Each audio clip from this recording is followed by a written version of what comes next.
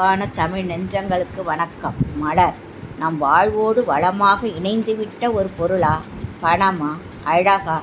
வாழும் போதும் வாழ்க்கைக்கு பிறகும் சொல்வது எல்ஐசி. ஆனால் அது எல்ஐசியில் பணம் போடுபவர்களுக்கு மட்டும் உள்ள சலுகை. ஆனால் மலர் வாழும் போதும் வாழ்க்கைக்கு பிறகும், தலைவர்கள் மறைந்த பிறகு அவர்களின் சிலைகளில் மலர் மாலைகளாக, நினைவிடங்களில் மலர் வளையங்களாக, மாலைகளாக, உதிரி பூக்களாக, வீட்டிலும் மறைந்து விட்டவர்களை கும்பிடும்போது மலர்களும் உண்டு. பிறப்பு முதல் இறப்பிற்கு பின்னும் நம்மில் கலந்து மனம் வீசுகிறது மலர். நாம் சிறுவயதில் கேட்ட பாடல் நிலா நிலா ஓடிவா, அதில் மல்லிகைப்பூ கொண்டு வா. காக்கா காக்கா பாடலில் குருவி கொண்டைக்கு பூ கொண்டு வா. உழைப்பின் உயர்வை கூறும் வரி, நீ எவ்வளவு உழைக்கிறாயோ அதற்கேற்ற பலன் உண்டு, அதற்கும் பூதான். ஒரு குடம் தண்ணீர் ஊற்றி ஒரே பூ பூத்தது. விளையாட்டு. பூ பறிக்க வருகிறோம். எந்த மாதம் வருவீர்? எந்த பூவை பறிக்க வருவீர்? இப்படி திட்டமிடும் விளையாட்டு செல்லும். மார்கழி பனியில் காலையில் வாசலில் விதவித கோலங்கள். அக்கோலங்களை மேலும் அழகாக்க பூசணிப்பூ, பரங்கிப்பூ. பாடல் கூட உண்டு, வாசலிலே பூசணிப்பூ வெச்சு புட்டா. சங்க இலக்கியங்களில் மலர்கள் அக புற உணர்வை வெளிப்படுத்தும் குறியீடு. கபிலரின் குறிஞ்சிப்பாட்டில் 99 வகையான மலர்கள் குறிப்பிடப்படுகின்றன. ஐவகை நிலங்களுக்கும் ஏற்ற பூக்கள் கூறப்படுகின்றன.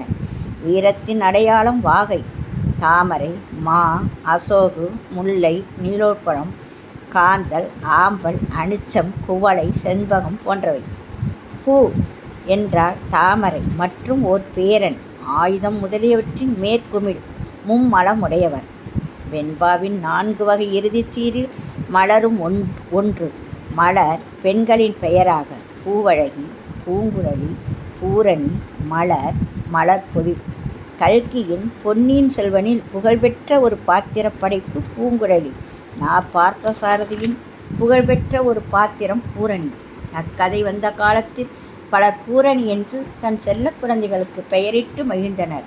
மலர் என்ற சொல் பூவின் பெயராக, பெண்ணின் பெயராக மகிழ்ச்சி, அழகு மற்றும் தூய்மை ஆகியவற்றை குறிக்கும் ஒரு அழகான சொல்லாக பயன்படுத்தப்படுகிறது. பூவெல்லாம் கேட்டுப்பார். சூர்யா ஜோதிகாவிடம் 100 வகையான பூக்களின் பெயர்களை கூறுகிறார். கபிலரோ 35 அடிகளில் 99 வகையான பூக்களின் பெயர்களை கூறுகிறார். செங்காந்தல், ஆம்பல், அனிச்சம் என தொடங்குகிறது. அருவியில் குளித்து முடித்தவர்கள் பூக்களை சேகரிக்கின்றனர். புறநானூற்றில் பூக்கள் போர், கொடை மற்றும் வாழ்வியல் சூழல்களுடன் நெருங்கிய தொடர்புடையவை. குறிஞ்சி மலர்கள். நீலக்குறிஞ்சி 12 ஆண்டுகளுக்கு ஒருமுறை பூக்கிறது. வாகை, நொச்சி போர்ப்பூக்கள். பெண்கள் மலர் சூடுதல் மற்றும் மலர் விற்பனை. தொடர் குறிப்புகள் குறிக்கிறது. செங்கடி நீர்ப்பூ மற்றும் பரம்பு மலையில் தெருள்பூ. புறநானூற்று பாடல் 293. நொச்சியூர் நியமங்கிழார். திணை காஞ்சி, துறை பூக்கோள் காஞ்சி. பூக்காரிக்கு இறங்கு. நிறப்புடைக்கு ஒல்கா யானை எனத் தொடங்கும் பாடலின் பொருள், சினம் கொண்ட யானையின் மேல் அமர்ந்து பறை முழக்கி போருக்கு அழைக்கிறான் மறவர்களை. காஞ்சி பூச்சூடி பகைப்படையை அழிக்க புறப்பட்டு வருகின்றனர். காஞ்சி பூச்சூடி சென்றுவிட்ட கணவனை எண்ணியபடி பூச்சூடாமல் தான் இருக்க, அடுத்தடுத்து உள்ள மனைகளிலும் மறவனின் மனைவிகள் பூ வாங்க மாட்டார்கள். பூ விற்க முடியாத இரக்கத்திற்கு உரியவள் பூக்காரி அல்லவோ. புறநானூறு பாடல் 272. நொச்சித்திணை. நொச்சிப்பூவின் பெருமையை பாடும் பாடல் இது. மணிதுணர்ந்த அன்ன மாக்குரல் நொச்சி. நொச்சிப்பூ மணிகள் கோர்த்து வைத்தது போல கதிர்விட்டு பூத்திருக்கும். வீரனின் பெருமை மிக்க தலையிலும் ஏறிக்கொள்வார். இவ்வாறு பலவாறு நொச்சிப்பூவின் பெருமை பேசப்படுகிறது. போரில் ஈடுபடும் மன்னர்கள் அந்த போரின் தன்மைக்கேற்ப குறிப்பிட்ட மலர்களை சூடினர். வெச்சி பசு கவர்தல். கரந்தை கவர்ந்து சென்ற ஆணிரையை மீட்டல். வஞ்சி பிற நாட்டின் மீது படையெடுத்தல். காஞ்சி பகை அரசனை எதிர்த்து நிலை பெயரற்ற தன்மை குறித்து போரிடுதல். நொச்சி கோட்டை காத்தல். உழிஞை கோட்டை முற்றுகையிடுதல். தும்பை போர்க்களத்தில் நேருக்கு நேர் போரிடுவது. வாகை போரில் வெற்றி பெறுதல். புறநானூறு பாடல் 242. பாடியவர் குடல்வாயில் தீரத்தனார். பாடப்பட்டவன் பெருஞ்சாத்தன். வீரன் இறந்தான். அந்நாட்டில் யாரும் தலையில் பூசூடி கொள்ளவில்லையாம். இளையோர் சூடார், வளையோர் கொய்யார். இப்படி பாடல் சென்று இறுதி வரியில் முல்லையும் பூத்தியோர் ஒல்லையூர் நாட்டே நயம்பட கூறுகிறார். இளங்குழந்தைகள் கூட சூடவில்லை. வளையல் அணிந்த மகளிர் சூடுவதற்காக பறிக்கவில்லை. பாணர் தம் வளைந்த யாழை தொரட்டாக பயன்படுத்தி கீழே இழுத்து பறித்து தலையில் சூடவில்லை. பாடினியும் அணியவில்லை. அப்படி இருக்கும்போது முல்லைப்பூவே ஒல்லையூர் நாட்டில் எதற்காக பூக்கிறாய்? ஒரு வீரன் இறந்ததற்கு பூவுடன் சேர்த்து என்ன ஒரு பாடல்? புறநானூறு பாடல் 45. பாணர் முது குடுமி பெரு வழுதியே பாணர்க்கு பொன்னால் செய்த தாமரை மலரை சூட்டின். புறநானூறு பாடல் 45. சோழன் நலங்கிள்ளிக்கும் சோழன் நெடுங்கிள்ளிக்கும் இடையே போர். கோவை கிழார் பாடியது இரும்பனை வெண்தோடு மலைந்தோன் என்ற பாடலில் உன்னை எதிர்ப்பவன் பனம்பூ மாலை சூடிய சேரனும் அல்லன், வேப்பம்பூ மாலை சூடிய பாண்டியனும் அல்லன். உன் கன்னியும் உன்னை எதிர்ப்பவன் கன்னியும் சோழர் குடிக்கு உரிய ஆத்திப்பூ. இருவரில் யார் தோற்றாலும் தோற்பது உன் குடியே. இப்பாடலில் பனம்பூ, வேப்பம்பூ, ஆத்திப்பூ. தமிழரின் வாழ்வியலில் பூக்கள் வெறும் அழகூட்டும் பொருளாக இல்லாமல் உணர்வுகளையும் ஒழுக்கத்தையும் வீரத்தையும் வெளிப்படுத்தும் குறியீடுகளாக திகழ்ந்தது. இலக்கியங்களில் மகளிரின் செந்தாந்து பூசிய விரல்களுக்கு உவமையாக சொல்லப்படும் மலர் மலர்ந்து 7 நாட்கள் வாடாமல் இருக்கும். இது தமிழ்நாட்டின் மாநில மலர் செங்காந்தள். தமிழ்நாட்டின் மாநில சின்னமாக அதிகாரப்பூர்வமாக அறிவிக்கப்பட்டுள்ளது.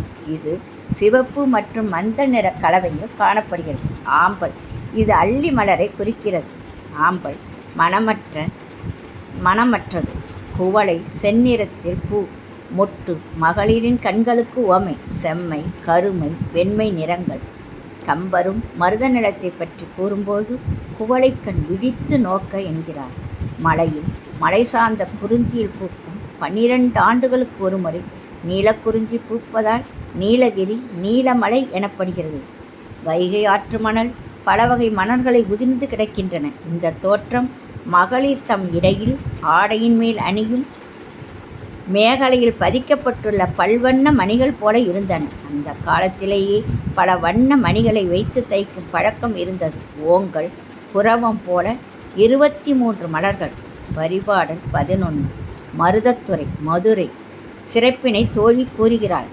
புன்னாகம், சுரபுன்னை, சண்பகம், மா, வாழ்வீரம், வேங்கை முதலான மலர்கள் வெள்ளத்தில் அடித்து வரப்பட தோழி கூறுகிறார். மலர்போர்வை போர்த்தி உள்ளதை பார்த்து மருதத்துறையை மலர்த்துறை என்று கூறலாமா? மல்லிகை, மவ்வல், குள்ளை, வகுளம், குறுக்கத்தி இன்னும் பல மலர்களும் கமழும் கரையை 2 மரங்கிலும் கொண்ட வையை. நல்லவள் ஒருத்தி மணக்கும் அசோகப்பூவை காதில் சொருகிக் கொண்டு பூத்திருக்கும் மலர்கொடி வருவது போல மெல்ல மெல்ல அடி வைத்து நடந்து பூவை சரி செய்தாள். துணியில் கொட்டி வைத்திருக்கும் பூவைப் போல வைகையில் நீர் ஓடுகிறது என்று சொல்லிக்கொண்டு ஊரே மகிழ்கிறது. திரைப்பட பாடல் வரிகளில் பூக்கள் பூக்கும் தருணம். மல்லிகை பூவாய் மலர்களிலே அவள் மல்லிகை மலரோடு தனியாக. புது ரோஜா அவளாகவே சிங்கார தமிழ்ப்பூ. தெம்மாங்கு பூந்தமிழே கொடியவளே பூங்கொடி அவளே. பன்னீர் புஷ்பங்களே. பாடல் மற்றும் படத்தின் பெயர். மாங்குயிலே பூங்குயிலே வாசலிலே பூசணிப்பூ வச்சு புட்டார். ஒரு குழந்தை பிறப்பை கூட பூ போல பிறக்கும். குழந்தை தூங்குகிறது மலர்ந்தும் மலராத பாதி மலர் போல. தங்கை உறங்குகிறாள் மலர்களைப் போல் தங்கை உறங்குகிறாள். பாசம் என்னும் நூலில் சேர்த்து கட்டிய முல்லை. பூக்களே சற்று ஓய்வெடுங்கள். காத்தோடு பூ உரச வானத்திலிருந்து பாரிஜாத மலர் இப்பூமியில். மலரே குறிஞ்சி மலரே குறிஞ்சி மலரில் வடிந்த ரசத்தை. பூப்பூவா பூத்திருக்கும் பூமி பூநாகம். குலவிளக்கு படத்தில் பாடல் முழுதும் பூ என்றே முடியும்படி கவிஞர் வரிகளில் பூப்பூவா பூத்திருக்கு பூமியிலே 1000 பூ. மாலையில் மலரும் பூ மல்லிகைப்பூ. மஞ்சள் நிறமானது செவ்வந்திப்பூ. சமையலுக்கு வாழைப்பூ. சடையில் வைத்து பின்னும் பூ திருகுப்பூ. தப்பு, குறும்பு, கரும்பு, படிப்பு, சிரிப்பு, சலிப்பு, மதிப்பு, கசப்பு, இப்படி வரிகள் செல்ல இறுதியில் பூவிலே சிறந்த பூ அன்பு என்று முடிகிறது. ஒரு படத்தின் பெயர் கூட பூ பூவா பூத்திருக்கு. மற்றொரு படம் பூவே பூச்சூடவா, பூஜைக்கு வந்த மலர், கொடிமலர், தங்கமலர், பாசமலர், இப்படி. மணிமேகலை, இந்திரவிழா, பூக்கொடி வள்ளியும் பூங்குழல், மாமலர் கொய்ய மலர்வனம், குரவம், வெண்கடம்பு, குருந்தம், கொன்றை, மஞ்சாடி, மகிழம், இப்படி இன்னும் பல மலர்கள் கூறப்பட்டுள்ளன. எரிமலர் இலவமும் விரிமலர் பரப்பி மலர் கொய்ய புகுந்தனர். ஐவகை மலர்வனங்கள் மணிமேகலையில் கூறப்படுகிறது. இளவந்திகை சோலை, உலகாலும் சோழ மன்னனின் உரிமை மகளிருக்கு மட்டும் உய்யான வனம். இந்திரனுக்கு விழா எடுப்பதால் உலக மாந்தர்கள் அங்கு செல்ல மாட்டார்கள். தேவர்களுக்கு உரியது. பாசக்கயிற்று ஏந்திய பூதம் காவல் புரியும். சம்பாதி வனம், சம்பாதி என்னும் பறவை இன தலைவன் தங்கியிருந்த வனம் சம்பாதி வனம். கவேர வனம், காவிரி பெண்ணின் தந்தை கவேரனுக்கு உரியது.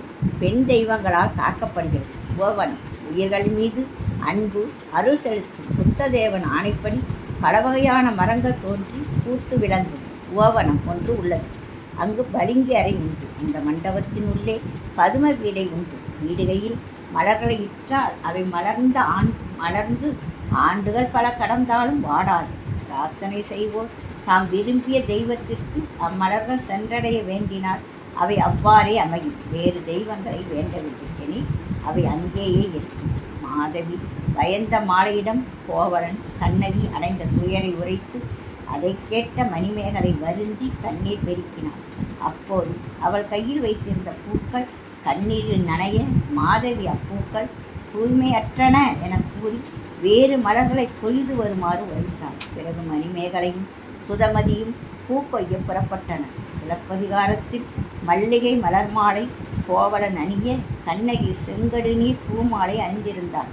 கோவலன் கண்ணகி திருமணம் மலர்கள் சூடியும் மலர் சூடிய கூந்தல் மலர் மாலைகள் ஏந்தியும் திருமணத்திற்கு வந்தனர். காவிரியை வாழ்த்தும் போது ஆற்றின் இருகரையும் பூக்களை மொய்த்து விளங்கும் பூக்களாகிய ஆடையை மேலே உடைத்து பூக்கள் நிறைந்த சோலைகள்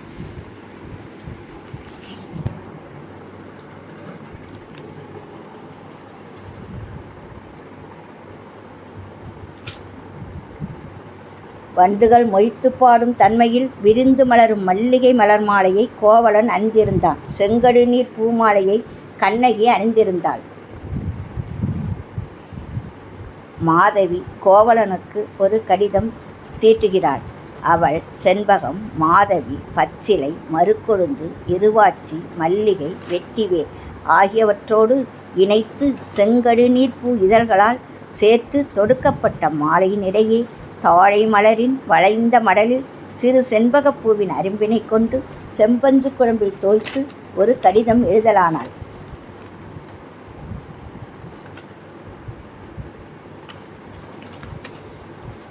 வைகையாறு பெண்ணென உருவகிக்கப்பட்டது. புறாமலரும் மகிழமலரும் கோங்கமலரும் வேங்கை மலரும் வெண்கடம்பு மலரும் சுரபுன்னை மலரும் இப்படி பல மலர்கள் கூறப்படுகிறது சிலப்பதிகாரத்தில்.